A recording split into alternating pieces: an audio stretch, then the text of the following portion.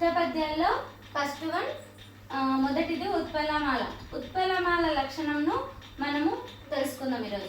First చూడండి, దక్కెను రాజ్యమంచు నకట ఇటు తమ్ముని భాగమీతని. దీన్ని మనము ఘన విభజన చేద్దాం. ఘన విభజన చేసిన తర్వాత దీంట్లో లఘువురులని గుర్తించి ఘన విభజన చేసి ఇక్కడ లక్షణాలు ఈ పద్యంలో ఉన్నాయా లేవా గుర్తిద్దాం.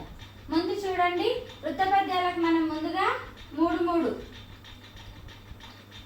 మూడు అక్షరాలకు ఇలా గీసుకోవాలి. ఫస్ట్ అంటే ఘన విభజన చేసుకోవాలని అర్థం. ఇక్కడ చూడండి, మూడు అక్షరాలు. 0 ఉంటే 4 లెక్క పెట్టుకోకండి. 3 అక్షరాలు. పొల్లు అక్షరాలు ఉన్నప్పుడు కూడా ఇలా మన్, గన్, నన్ ఇట్లా ఉన్నప్పుడు ఇది కూడా ఒకే అక్షరంగా చూసుకోవాలి తప్ప 2 అక్షరాలుగా గుర్తించకూడదు.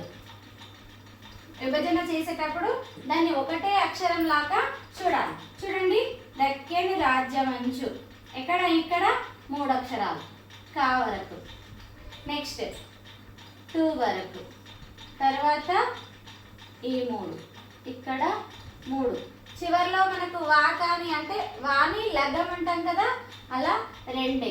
మనకు దీంట్లో గణాలు ఏముంటాయి? భరణ బబరవా. చూడండి మనకు వస్తాయా రాదో చూద్దాం. ఫస్ట్ ధా అంటే ఫస్ట్ మనకి ఇక్కడ ఏముంది? ద్విత్వాక్షరం ఉంది. ద్విత్వాక్షరానికి ముందున్న అక్షరం మనకేమొస్తుంది? గురువు వస్తుంది. మీకు ఇంతకుముందు వీడియోలో చెప్పడం జరిగింది, ద్విత్వాక్షరానికి ముందున్న అక్షరము గురువు అవుతుంది, సంయుక్తాక్షరానికి ముందున్న అక్షరము గురువు అవుతుంది, 0 ఉన్న అక్షరము గురువు అవుతుంది, పొల్లు అక్షరాలున్న అక్షరము గురువు అవుతుంది అని మీకు ఇంతకుముందే చెప్పడం జరిగింది. అంటే ఇంతకుముందు వీడియోలో చెప్పడం జరిగింది. చూడండి, ఇక్కడ ద్విత్వాక్షరం ఉంది. ఖే అని ఉంది కదా, దానికి ముందున్న అక్షరము డా. ఇది ఏమవుతుంది? గురువు అవుతుంది. మరి ఇదేమవుతుంది? లఘువు అవుతుంది. ఇదేమవుతుంది? దీర్ఘం లేదు, కొమ్ము దీర్ఘం లేదు, ఏత్వం దీర్ఘం లేదు, పొల్లు అక్షరం లేదు, ఏం లేదు కాబట్టి ఇది రసాక్షరం కాబట్టి ఇక్కడ లఘువు అవుతుంది. తర్వాత చూడండి, రాజ్యము అంటే రాకు దీర్ఘం ఉంది మరియు ఏముంది? ఇక్కడ సంయుక్తాక్షరం ఉంది. మనకు ఇది ఉన్నా ఇది గురువే అవుతుంది. ఇక్కడ దీర్ఘం లేకపోయినా ఇది గురువు అవుతుంది, లేదా దీర్ఘం ఉన్నందుకైనా గురువు అవుతుంది. చూడండి, ఇది గురువు. నెక్స్ట్ ఇక్కడ చూడండి, ఇక్కడ రస్వాక్షరం, దీనికి దీర్ఘం లేదు, ఏది లేదు కాబట్టి ఇది లఘువు అవుతుంది. ఇక్కడ మాపక్కల 0 ఉంది కాబట్టి మనకు 0 ఉన్న అక్షరాలు ఏమవుతాయి? గురువులు అవుతాయి. ఏమవుతుంది? గురువు అవుతుంది. ఇక్కడ దీర్ఘం లేదు, కొమ్ము దీర్ఘం లేదు, ఏత్వం దీర్ఘం లేదు, ఏది దీర్ఘాక్షరాలు లేవు కాబట్టి ఇక్కడ చు అనేది లఘువు, నా లఘువు, కా లఘువు. 3 లఘువులే వచ్చాయి మనకి. ఇక్కడ 3 లఘువులే రావడం జరిగింది. ఇక్కడ చూడండి, తాకు దీర్ఘం ఉంది కాబట్టి గురువు అవుతుంది. తాకు దీర్ఘం ఉంది కాబట్టి గురువు. దీర్ఘాక్షరాలన్నీ కూడా గురువులు అవుతాయి కదా. ఇక్కడ తాకు దీర్ఘం ఉంది కాబట్టి గురువు అయింది. మరి దీనికి గుడి దీర్ఘం లేదు, కొమ్ము దీర్ఘం లేదు, ఏత్వం దీర్ఘం లేదు, ఏ దీర్ఘం లేదు, 0 లేదు, ఏది లేదు కాబట్టి ఇక్కడ లఘువు అవుతుంది. 2 కూడా లఘువే అవుతుంది. మరి ఇక్కడ దా ఏమవుతుంది? ద్విత్వాక్షరం ఉంది, మాకి మా వస్తుంది కాబట్టి ద్విత్వాక్షరానికి ముందున్న అక్షరం ఏమవుతుంది? మనకు గురువు అవుతుంది. ద్విత్వాక్షరానికి ముందున్న అక్షరం ఏమవుతుంది? గురువు అవుతుంది. ఇది గురువు. మరి ఇక్కడ దీనికి దీర్ఘం లేదు, ఏం లేదు కాబట్టి మామూలు రస్వాక్షరమే కాబట్టి ఇక్కడ మనకు లఘువు అవుతుంది. ఇక్కడ లఘువు ఏమవుతుంది? లఘువు అవుతుంది. నెక్స్ట్ మనం తర్వాత చూడండి, భాగము. భాకి దీర్ఘం ఉంది కాబట్టి మనకి ఏమవుతుంది? గురువు అవుతుంది. బాకు దీర్ఘం ఉంది కాబట్టి గురువు అవుతుంది. మరి ఘాకి దీర్ఘం లేదు కాబట్టి దీర్ఘాక్షరం కాదు కాబట్టి ఇదేమవుతుంది లఘువు. ఇక్కడ మీ గుడి దీర్ఘం మీ అంటే అది దీర్ఘాక్షరం కాబట్టి మా గుడి దీర్ఘం ఉంది కాబట్టి ఇక్కడ ఏమవుతుంది గురువు అవుతుంది. ఇక్కడ ఏమవుతుంది గురువు అవుతుంది. గుడి దీర్ఘం కాబట్టి దీర్ఘాక్షరం కాబట్టి అది గురువు అవుతుంది. ఇక్కడ కారస్వాక్షరం దీనికి లఘువు అవుతుంది. ఏమవుతుంది లఘువు. నీ ఇక్కడ కూడా గుడి దీర్ఘం ఉంది కాబట్టి ఇక్కడ గురువు అవుతుంది. ఓకేనా. ఇప్పుడు చూడండి మనకు ఇప్పుడు ఇవి మనకు గణాలు గుర్తించుకోవాలి. మీకు ఒకటి చెప్పిన కదా ఏంటి ఇంతకుముందు వీడియోలో చెప్పాను యమాత రాజా బాణసలగం. యమాత రాజా బాణసలగం. ఇక్కడ మనకు భగనం రగనం ఇక్కడ ఏం రావాలి బా రా నా బా బా రా వా అంటే మళ్ళీ మనము యమాత రాజ బాణసలగం యా మా తా రా జా భా నా సా లా గం. ఇది గుర్తుపెట్టుకోవాలి మీరు. యా అంటే లఘువు, మా అంటే గురువు, తా అంటే గురువు, రా అంటే గురువు, ఝా అంటే లఘువు, భా అంటే గురువు, నా అంటే లఘువు, సా అంటే లఘువు లఘువు. ఇక్కడ సున్నా ఉంది కాబట్టి గురువు. ఇప్పుడు మనము చూసుకోవాలి గురువులు. మీకు ఇంతకుముందు వీడియోలో చెప్పాను మొదటి అక్షరం యగనము అంటే మొదటి అక్షరం నుంచి మూడవ అక్షరం వరకు చూసుకోవాలి. మనకి ఇక్కడ రగనం రగనం మూడు అక్షరాలు ఉన్నది ఎక్కడ వచ్చింది చూడండి భా కాడ ఉంది. గురువు లఘువు లఘువు ఎక్కడ ఉంది ఇక్కడ ఉంది. భగనం ఏమవుతుంది గురువు లఘువు లఘువు ఏమవుతుంది భగనం అవుతుంది భా. నెక్స్ట్ గురువు లఘువు గురువు ఎక్కడ వస్తుంది చూడండి రా అక్షరం కాడ. గురువు లఘువు గురువు గురువు లఘువు గురువు. ఇక్కడ చూడండి ఇదేమవుతుంది మనం ఫస్ట్ అక్షరం చూసుకోవాలి కదా. ఫస్ట్ అక్షరం నుంచి మూడవ అక్షరం చూసుకోవాలి అంటే మూడు గణాలు చూసుకోవాలి. మనకి ఎక్కడ ఉంది గురువు లఘువు గురువు రాకాడ ఉంది. రాకాడ ఉంది అంటే రగనం. ఇక్కడ రా భారా.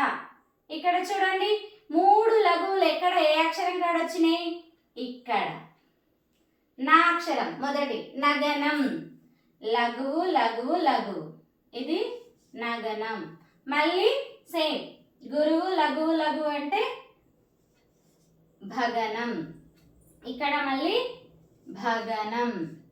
ఇక్కడ రగనం. ఇక్కడ వ. చూడండి భా రా నా భా భా రా వా భరణ బబరవ. ఏమైంది మనకు ఉత్పలమాలలో గణాలు ఏవి రావాలని చెప్పినాము భరణ బబరవ భరణ బబరవ భరణ బబరవ. చూడండి ఉత్పలమాలలో భరణ బబరవ అని వచ్చింది కదా. మరి ఇందులో మనకు లక్షణాలు ఏం చెప్పిండ్రు చూడండి. ఇది ప్రతి పాదంలో వరుసగా భరణ బబరవ అనే గణాలు వస్తాయి. అంటే ఇప్పుడు ఇది ఒక్కటే పాదం ఫస్ట్ పాదం అనుకుంటే ఇంకా కింద మూడు పాదాలు ఉంటాయి అంటే 4 పాదాలు. 4 పాదాల్లో ఎన్ని అక్షరాలు ఉన్నాయి ఒకసారి చూసుకోండి 20 అక్షరాలు ఉంటాయి. అంటే ఫస్ట్ మొదటి పాదంలో ఎన్ని ఉన్నాయి ఒకసారి చూసుకోండి.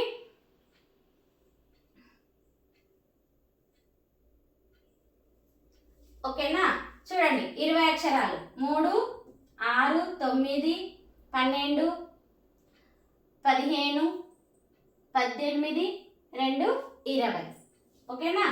అంటే ప్రతి పాదంలో ఎన్ని అక్షరాలు ఉంటాయి 20 అక్షరాలు. ప్రతి పాదంలో వరుసగా ఏం గణాలు వస్తాయి భరణ బబరవ అనే గణాలు వస్తాయి. వచ్చాయా భర రా నా భ బ ర వ. ఓకే నెక్స్ట్ ఏముంది ప్రతి పాదానికి 20 అక్షరాలు ఉంటాయి. ఎన్ని ఉంటాయంట? 20 అక్షరాలు. ఇందాకనే మనం లెక్కించాం 20 అక్షరాలు ఉన్నాయా? ఉన్నాయి. మళ్ళీ తర్వాత ఏముంది? తర్వాత లక్షణం ఏముంది? పదవ అక్షరం యతి మైత్రి కలిగి ఉంటుంది. ఇక్కడ పదవ అక్షరం ఎన్నోది చూడండి. 3 3 6 6 3 9 1 10. ఇక్కడ నుంచి ఇక్కడ ఢా, ఇక్కడ టా. మరి ఢా వేరు టా వేరు అని అనుకోకండి. ఎందుకు అంటే మీకు అక్షరమాలలో హల్లుల్లో కా వర్గం, చా వర్గం, టా వర్గం ఉంటాయి కదా. టట్ట డాడ్డ, కఖ గఘ, ఇన్య, చచ్చ జజ ఇని చా వర్గం, టట్ట డాడ్డ అన టా వర్గం. అంటే వర్గాక్షరానికి సంబంధించిన అక్షరాలు ఉన్నా కూడా యతి స్థానం యతి మైత్రి చెల్లుతుంది. అంటే ట మనము దక్కెను అంటాం. టక్కరి వాడు డక్కరి అంటాం. డక్కరి అనేదానికి టక్కరి అంటే రెండు ఒకటే. మనము ఒక్కొక్కసారి కచట దెబ్బలు గజడ దెబ్బలు ఇట్లా మారుతాయని చెప్తుంటాం కదా. టా ప్లేస్లో ఢా, డా ప్లేస్లో టా రావడం పలకడం పద్యంలో మామూలు విషయం. అలాగే ఇక్కడ కూడా టా వర్గంలో వచ్చింది ఢా టా. మీకు ఇంతకు మళ్ళీ ఎప్పుడైనా వచ్చినప్పుడు ఇక్కడ చా కానీ ఇక్కడ ఝా కానీ వచ్చినా కూడా యతి మైత్రి చెల్లుతుంది, గుర్తుపెట్టుకోండి. అలాగే చూడండి 4 పాదాలలో ప్రాస నియమం ఉంటుంది. 4 పాదాల్లో ప్రాస నియమం అంటే ప్రాస అంటే ఏంటో మీకు తెలియాలి. పద్య పాదంలోని రెండవ అక్షరాన్ని ఇక్కడ కా ఉంది కదా, ఖే ఖే దక్కే, ఇక్కడ కేని ప్రాసక్షరం అంటారు. ఈ ప్రాసక్షరం కే అనేది మిగతా 3 పాదాల్లో కూడా కాకు సంబంధించిన అక్షరమే కాలే రావడం జరుగుతుంది. అంటే దీన్ని ప్రాసనియం. ప్రాస అంటే పద్యంలోని రెండవ అక్షరాన్ని ప్రాస అంటారు. కాబట్టి ప్రతి వృత్త పద్యంలో ప్రాస నియమము చెల్లుతుంది. మీరు ఇంకేదైనా బుక్లో ఉన్నప్పుడు బుక్లో చూసుకోండి. ఉత్పలమాల, చెంపకమాల, శార్దూలం, మధ్యభవాని, ఊ ఛా షా అని ఉంటుంది కదా, మా అని ఉంటాయి కదా పద్యాల ముందల. అవి చూసుకోండి. మీరు 4 లైన్లు అంటే 4 పాదాలు చూసినప్పుడు రెండవ అక్షరం సేమ్ వచ్చిందా లేదో ఒకసారి చూసుకోండి. అలా చూడడం వల్ల మీకు కూడా ఎప్పటికీ గుర్తుంటుంది. అలా చూడండి. ప్రతి పాదంలో పదవ అక్షరం యతి మైత్రి కలిగి ఉంటుంది. 4 పాదాల్లో ప్రాస నియమం ఉంటుంది. అంటే వృత్త పద్యం అంటే తప్పనిసరిగా ప్రాస నియమం ఉండాలి. రెండవ అక్షరం ఒకటే అక్షరమై రావాలి. ప్రతి పాదంలో రెండవ అక్షరము ఒకటే రావాలి. పా వచ్చిందనుకో పానే రావాలి, జా వచ్చిందనుకో జానే రావాలి, కా వచ్చిందనుకో కానే రావాలి రెండవ అక్షరం. అలా తర్వాత 4 పాదాలకు లక్షణాలు సమానం. అంటే ఏంటి? 4 పాదాలకు లక్షణాలు సమానము అంటే ఇప్పుడు ఇది మొదటి పాదం అనుకుందాం. పద్యంలో ఇది మొదటి పాదం. మరి రెండవ పాదం, మూడవ పాదం, 4వ పాదం. 4 పాదాల్లో ఇప్పుడు ఏవైతే లక్షణాలు ఉన్నాయో, ఏవైతే భరణ బబరవ అనే గణాలు వచ్చినవో మిగతా 3 పాదాల్లో కూడా ఇవే నియమాలు, ఇవే లక్షణాలు రావాలి. అప్పుడే దాన్ని వృత్త పద్యము అని అంటారు. అంటే మొదట మనకు గణాలు ఏవి రావాలి? భరణ బబరవానే రావాలి. రెండవ పాదం తీసుకున్నా, మూడవ పాదం తీసుకున్నా, 4వ పాదం తీసుకున్నా కూడా భరణ బబరవానే రావాలి. అలాగే ఇక్కడ ఏ లక్షణాలు? పదవ అక్షరం యతి మైత్రి కలిగి ఉంటుందంటే ప్రతి పాదంలో పదవ అక్షరం యతి మైత్రి కలిగి ఉండాలి.